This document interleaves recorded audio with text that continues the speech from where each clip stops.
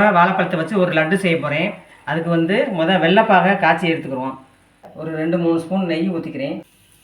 பாதாம் லேசாக ரோஸ்ட் பண்ணிவிட்டு அதிலேயே முந்திரியும் போட்டுக்கிறேன். இந்த வாழைப்பழத்தை போட்டு அப்படியே மசிச்சு விட்டுக்கணும்.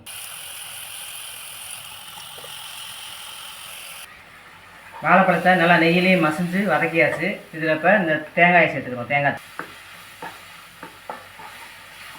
காய்ச்சி ஆற வச்ச பாலெலாம் வச்சுருக்கேன். அதை ஒரு டம்ளர் ஊற்றிக்கிறேன். ஊற்றி கிண்டிக்கிறணும். ஒரு நிமிஷம் இந்த கொதி வரட்டும். கொதி வந்துடுச்சு. இப்போ ரவையை சேர்த்துக்கிறேன். வெள்ளைப்பாக ஊற்றி இது கட்டி இல்லாமல் நல்லா கலந்து கிண்டணும். அது வெந்து வர்ற வரை கிண்டணும். கொஞ்சம் சால்ட்டு சேர்த்துக்கிறேன். பாதாம் முந்திரி ரெண்டையும் வறுத்ததையும் முக்கால்வாசி போட்டு கொஞ்சம் ஏலக்காய் தூள் போட்டுக்கிறேன். இது எல்லா பக்கமும் நல்லா கலந்து வர மாதிரி கலக்கி விட்டுட்டு கரைக்கிற வேண்டியதான். வாழைப்பழமும் ரவையும் சேர்த்து நட்ஸுகள்லாம் சேர்த்துருக்கேன். பாலெல்லாம் சேர்த்துருக்கோம். இதெல்லாம் நான் கெட்டியானதும் ஆற வச்சு உருண்டையாக உருட்டை பிடிச்சி மணியார் காய வச்சு அதில் கொஞ்சம் நெய்யும் கடலெண்ணெயும் சேர்த்துருக்கேன்.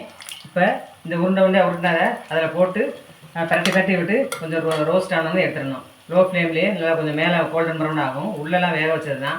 அவ்வளோ ரவையும் வாழைப்பழத்தை வச்ச ஒரு லட்டு. ரொம்ப ஹெல்த்தியான லட்டு குழந்தைங்களுக்கு. ரோஸ்ட் ஆனதும் வெளியில் எடுத்துட வேண்டியதான். இப்போ